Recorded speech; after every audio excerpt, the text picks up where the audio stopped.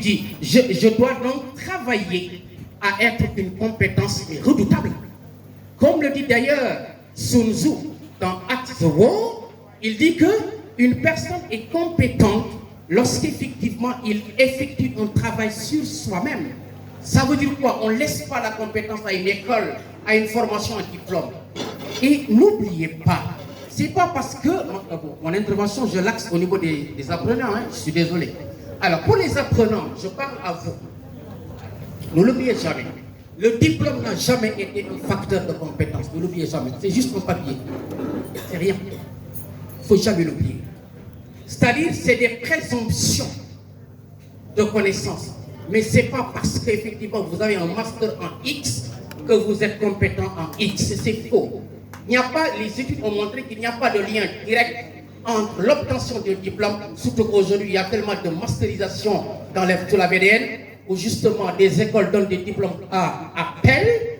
Donc ce qui fait que le diplôme, ne l'oubliez jamais, ça n'a jamais été, encore une fois, un facteur de compétence et de compétitivité, comme on l'appelle en anglais, to be more competitiveness. C'est-à-dire que pour être compétitif, donc, il faut faire un autre travail, qui n'est pas seulement, parce que l'école accompagne, vous aide, vous donne les outils. Mais attendez, comme le dit Vidgotsi, je vais le répéter, on apprend toujours seul. Je répète ça, on apprend toujours seul. Et c'est ça qui fait toute la pertinence de Piaget dans le constructivisme.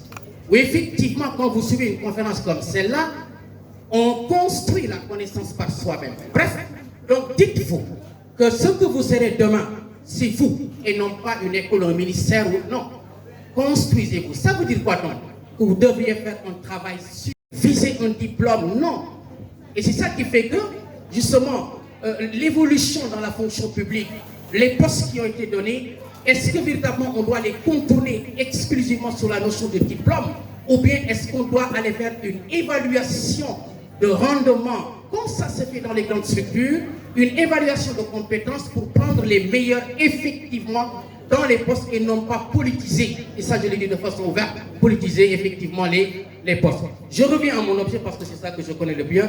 Donc je reviens à mon objet, le savoir-être, votre personnalité, il faut la cultiver, il faut la construire, il faut aller se former partout. Il faut justement impacter votre savoir-être. Et donc, comment cela se fera? D'abord, je parlerai du self-confidence, comme on dit. En vérité, pour bâtir une grande personnalité aujourd'hui et être compétent, parce que le plus grand problème des jeunes, ce n'est pas qu'ils n'ont pas le savoir-faire, mais comment utiliser ce savoir-faire et comment se positionner pour avoir un emploi. Pourquoi? Parce que par exemple, la compétence elle-même intègre la capacité à trouver un emploi.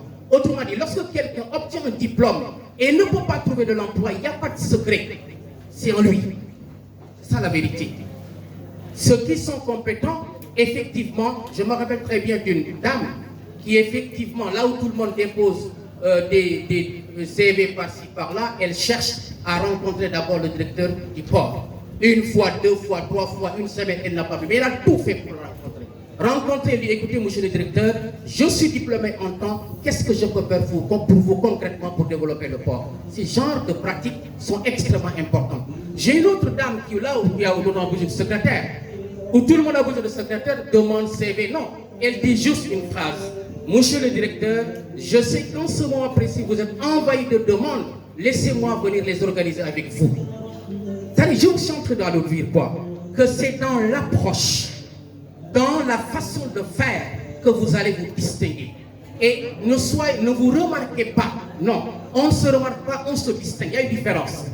Distinguez-vous par votre compétence, distinguez-vous par votre personnalité, distinguez-vous par votre approche. Et je termine donc pour dire effectivement que la création d'emplois, monsieur, est un art. Est un art. Ça veut dire quoi? Que, en fonction de plusieurs paramètres, l'État, il ne s'agit plus de dire emploi, emploi, non.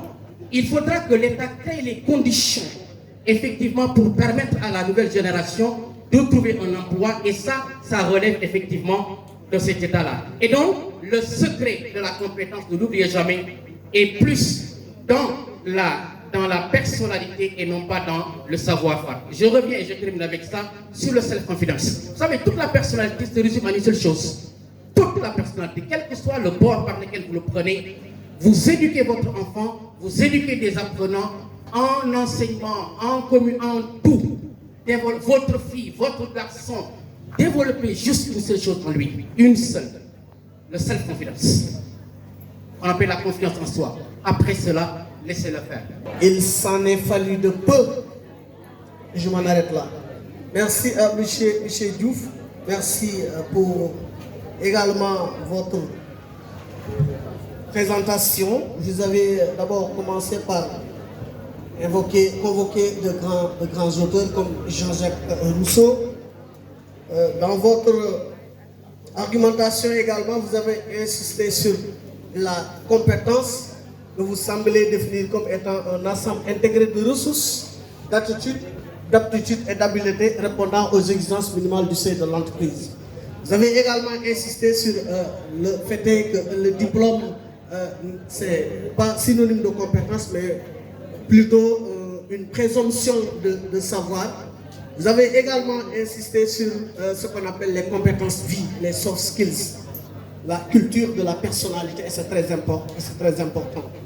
Vous avez également fait une ébauche sur les politiques, également sur l'attribution des postes, et c'est très important. Donc je remercie d'abord autour des deux panélistes. Donc moi j'ai quelques questions sur l'entrepreneuriat. On parle de l'entrepreneuriat. Donc je vais revenir là-dessus encore pour poser deux questions. Qu'est-ce que l'entrepreneuriat? Et qui doit entreprendre? Et comment entreprendre? Merci. Merci de la question. C'est une excellente question quand même.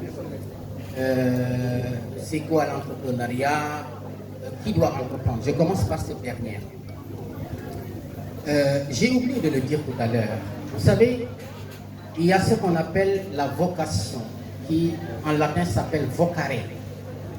Vocare veut dire être amené à. Chacun est amené à. C'est clair. C'est-à-dire que si vous regardez bien, vous avez une vocation. Mais est-ce que vous la connaissez? C'est ça le problème. Et ça nous permet de revenir sur l'orientation avec la formation professionnelle. Vous savez, l'orientation, elle est extrêmement importante. On a vu des gens qui ont raté leur existence parce que tout simplement, ils se sont mal orientés. Il y a des gens qui se sont justement orientés dans une branche, après des années, ils reviennent sur la branche d'origine. Donc la première chose que vous devriez faire pour savoir si vous êtes fait pour, parce que tout le monde n'est pas fait pour l'entrepreneuriat, il faudra que ça soit clair. Et donc, pour que vous sachiez si vous êtes fait pour l'entrepreneuriat, oui ou non, il faudra que vous vous étudiez d'abord. Il faudra que vous vous connaissiez. Vous savez, le chemin de la réussite professionnelle passe d'abord par le self-understanding, comme on dit, c'est-à-dire la connaissance de soi. Il faut se connaître d'abord. Qui êtes-vous? Vous êtes appelé à quoi?